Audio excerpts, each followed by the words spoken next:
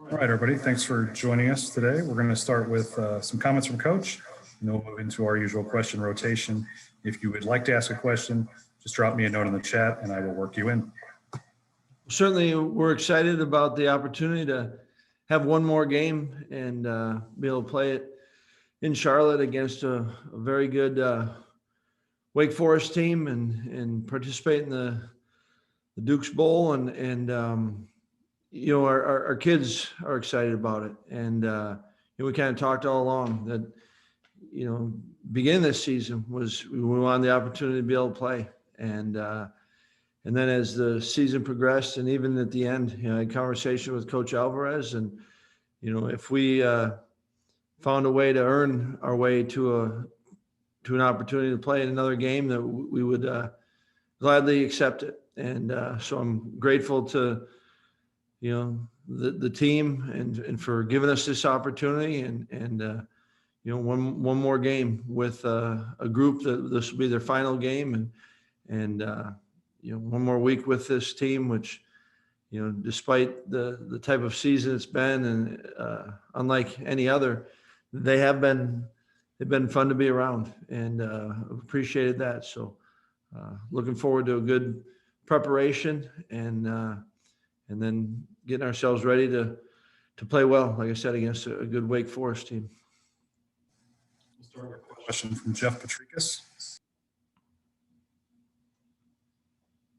Well, I know Chase did not play the whole game and didn't throw a ton of passes, but that's the first time he's been in the game, big game on the line. I'm just curious what you saw from him, how he performed. Did you learn anything that you didn't know going into that game about him?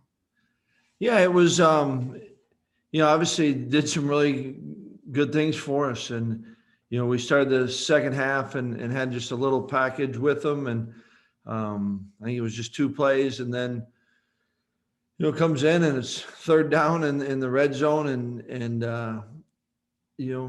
made a play. And, I think anytime, we've talked about this so much, but every time you get to play, those are valuable reps and these certainly when the game is in the balance and, you appreciate a guy that is ready to come in and throughout all this last year, Chase, a guy that is, and his teammates know this, he'll do whatever he can for this team. And so it was fun to see. Go to Colton Bartholomew. Paul, with the news about Jack entering the transfer portal yesterday, I was wondering what the timeline of that was. If you had conversations earlier in the season, did you know it was coming or kind of how that all shook out? Yeah. And, obviously Jack had gotten hurt and then it was kind of just see how his recovery was going.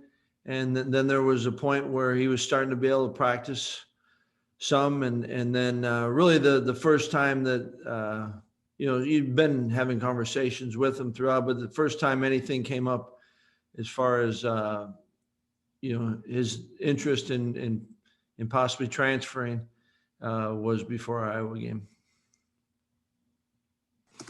Go to Steve McGargy. Thank you for doing this. I was just wondering if anybody on the team had expressed interest in opting out of the bowl game. Anybody has indicated to you that they're not going to be playing in the bowl game for whatever reason? Yeah, and no one that I've talked to this point. I think obviously a lot of guys are excited about it. Alprin. Paul, just wondering, I know it's early, but do you think you're going to have any of your injured guys back, whether it's Graham or Danny or Kendrick? And what do you think about the 21-day sit-out being changed to 17? Would that potentially help Jalen get back? Yeah, it's I don't know right now as far as guys coming back. Certainly you're hopeful, and it's we've got more than a normal week, and I think this does help with Jalen. The new 17 days. Go to Jesse Temple. Paul, you mentioned that Jack first brought a transfer to your attention the Iowa week. Can you shed any light on what led Jack to seek a transfer? Did coaches tell him he'd split time with Graham or have to compete for the job when healthy? How did that happen? Yeah, I think that, probably would be best for, Jack to answer what led to it. And, I've always, and still do, appreciate Jack a ton and what he's, done and accomplished through his time here, got his degree and certainly helped us win a lot of games and more than that, kind of, the teammate that he was for so many guys. But I think it'd be wrong for me to speak on something like that. That would be Jack's voice should be heard on that one, I think. Go to Josh Schaefer.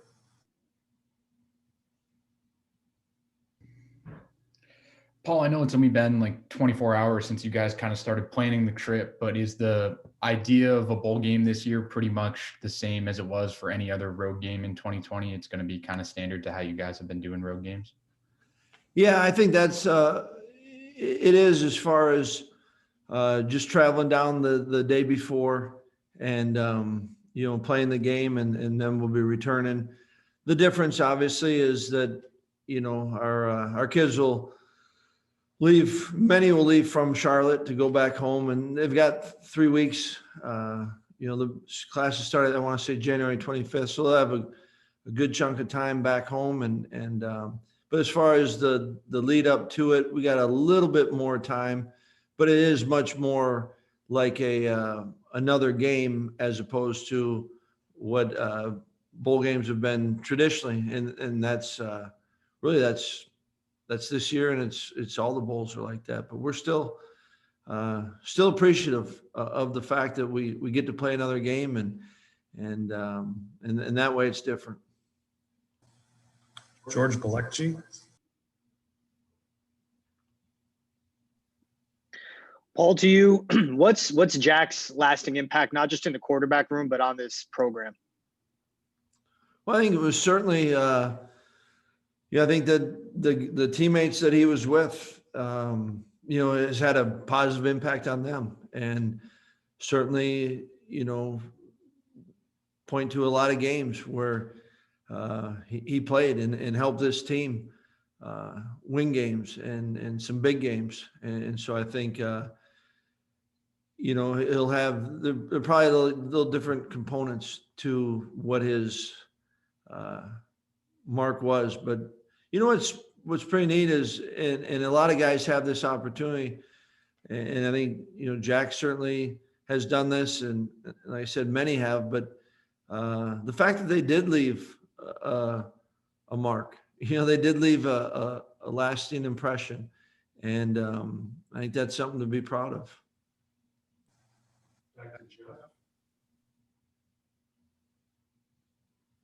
Well, you mentioned obviously the run up to this is different than a normal bowl, but you do get a little more practice time. Will you be able to, in a normal year, sometimes you give your vets a little downtime and work with the young guys.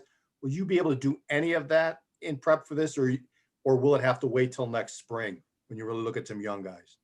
Yeah, I think we can sneak a very little in, and but the truth of it is that it's more like a long game week than it is a short bowl prep.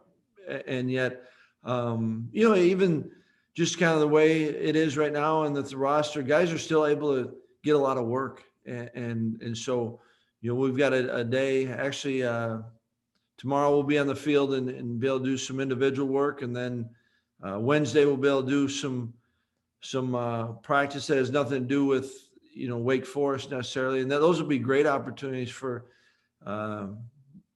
young guys that are playing and young guys that maybe aren't playing, but still can get some good work. Back to Colton.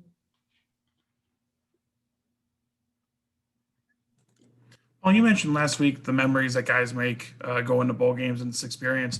You played in the bowl game in your playing career. What are some of the memories that you have from that experience? From mine?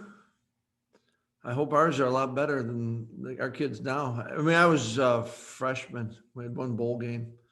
So that was a long time ago. I think it's just the time you get to spend with guys, and, we get to have it, a lot of it's here, but, last week, guys did a great job of working through finals. And so, it's the first time in a long time where it's football, and they can focus on that and try to make the most of it and finish the season out right.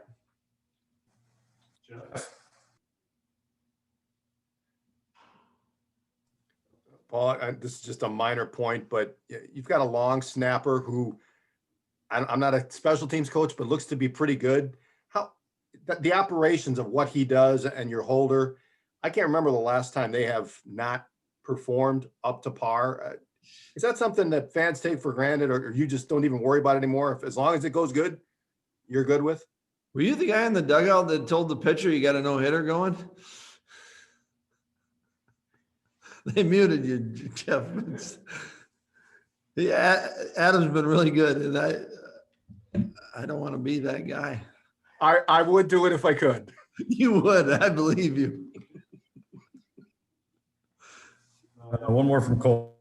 Why'd you even go back to him for a third time? It wasn't good. Well, I know it's part of the business, but it seems like every time a head coaching opportunity opens up, Jim Leonard's name gets thrown in there or talked about. What's it like for you guys as a staff, kind of dealing with that pretty much every offseason in the last few years? Well, it's a credit to Jim, and people are taking notice of it. And, I've been able to, I've gone through that too. And it's part of it. And it's a good part of it, but it's not necessarily it's probably as much a distraction as someone chooses to make it. And that hasn't been the case. Thanks, Coach. Thank you. You had to end now.